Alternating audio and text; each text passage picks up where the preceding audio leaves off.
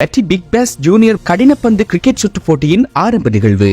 மட்டக்களப்பு மாவட்டத்தில் உள்ள 21 வயதிற்குட்பட்ட கடினப்பந்து கிரிக்கெட் வீரர்கள் பங்கேற்கும் 5 அணிகளை கொண்ட பெட்டி பிக் பாஸ் ஜூனியர் கிரிக்கெட் திருவிழா பருவமொன்றின் ஆரம்ப நிகழ்வு மட்டக்களப்பு மாவட்ட கிரிக்கெட் அபிவிருத்தி சபையின் ஏற்பாட்டில் அதன் தலைவர் திரு லோபஸ் தலைமையில் சிவானந்தா விளையாட்டு மைதானத்தில் இன்றைய தினம் ஏற்பாடு செய்யப்பட்டிருந்தது. இந்நிகழ்வில் தமிழ் மக்கள் விடுதலை புலிகள் கட்சியின் பொதுச் செயலாளரும் முன்னாள் மாகாண சபை உறுப்பினரும் தற்போதைய கிராமிய வீதிகள் அபிவிருத்தி ராஜாங்க அமைச்சரின் பிரத்யேக செயலாளருமான பூபாலபுலி பிரசாந்தன் பிரதம கலந்து கொண்டு போட்டி நிகழ்வுகளை வைபவ ரீதியாக ஆரம்பித்து வைத்திருந்தார். மட்டக்களப்பு மாவட்டத்தில் உள்ள 21 வயதிற்குட்பட்ட திறமைமிக்க இளம் கடினப்பந்து கிரிக்கெட் வீரர்களை இனம் கண்டு அவர்களுக்கு அங்கீகாரம் அளித்து கிரிக்கெட் சம்பிரதாய முறைப்படி வீரர்களை ஏலமெடுக்கும் முறை மூலம் அணிகளுக்குள் உள்வாங்கி நடைபெறவுள்ள இப்போட்டியில் Batticaloa singing fish, Kattankudy Lions, Kalkudah Dolphin, Kokkadicholai Black Cats ஆகிய 5 அணிகள் பங்கு பெற்றுகின்றன. மட்டக்களப்பில் இருந்து தேசிய அணிக்குள் திறமைமிக்க வீரர்களை உள்வாங்க செய்யும் ஆரம்ப முயற்சியாக பெட்டி பிக் பாஸ் சீனியர் சீசன் 1 போட்டியானது அண்மையில் நடைபெற்று முடிந்திருந்த நிலையில் பெட்டி பிக் பாஸ் ஜூனியர் சீசன் 1 இன்றைய தினம் ஆரம்பித்து வைக்கப்பட்டிருந்தமை குறிப்பிடத்தக்கது. இந்நிகழ்வில் மட்டக்களப்பு மாவட்ட கிரிக்கெட் அபிவிருத்தி சபையின் செயலாளர் இந்திரகுமார், ஹாப்பி ஹோம் லங்கா நிறுவனத்தின் நிர்வாக இயக்குனர்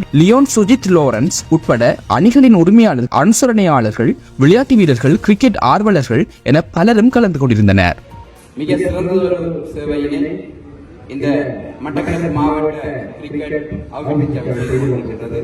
இன்று மட்டக்களப்பு மாவட்டத்தில் கிரிக்கெட் துறை என்பது வெறும் மென்பந்துடன் நின்றுவிடக்கூடாது, கடின பந்தினூடாக பல மாற்றங்களை செய்ய வேண்டும் என்கின்ற நோக்கோடு இந்த தலைவர் அவர்களின் தலைமையில் மிக சிறப்பாக ஒழுங்குபடுத்தப்பட்டுக் கொண்டிருக்கின்றது. அது மாத்திரமல்ல, அவர்கள் கவலைப்பட்டார். கௌரவ ஸ்ரீ சந்திரகான் அவர்கள் பேசுகின்ற போது வைத்துக் கொண்டிருந்தோம். இந்த சிவானந்தா விளையாட்டு கழக மைதானம் இல்லை என்றால் இன்னும் ஒரு மைதானம் இந்த கிரிக்கெட் போட்டியை கடின பந்து நடத்துவதற்கான இடம் இருக்கின்றது. அல்லது எங்களது கிரிக்கெட் வீரர்கள் மெட்டீரியல் தான் கொண்டாடி பழகிருக்காங்க. இன்னும் அவர்கள் அந்த தேசிய விளையாட்டு பயிற்றப்படவில்லை. அதற்கான வசதி வாய்ப்புகள் இன்னும் மட்டக்களப்பு மாவட்டத்தில் ஏற்படுத்தி கொடுக்கப்படவில்லை என்று கூறுகிறார். உண்மையாக வேதனையான விடயம். இன்று பல வீரர்கள் பல துறைகளில் ஆரம்பிக்கப்பட்டு மட்டக்களப்பு மாவட்டத்தில் இன்னும் மெட்டீரியல் விளையாடுற சூழல் இருக்கின்றது. இது மாற்றங்களை ஏற்படுத்த வேண்டும்.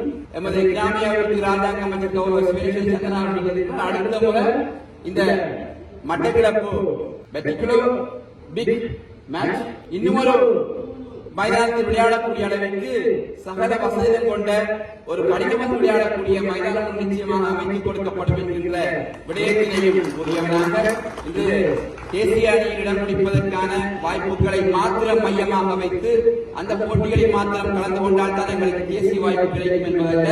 இன்று இந்த மட்டக்களப்பு மாவட்ட கிரிக்கெட் அபிவிருத்தி சபை நடத்துகின்ற இந்த போட்டிகளை கடந்த போட்டியை கிட்டத்தட்ட 1.5 மில்லியன் பேர் பார்வையிட்டிருந்தார்கள். இதில் இந்த கிரிக்கெட்டினை உற்சாகப்படுத்துகின்ற, ஊக்குவிக்கின்ற, குறிப்பாக மட்டக்களப்பு மண்ணை நேசிக்கின்ற பலர் பார்த்திருப்பார்கள்.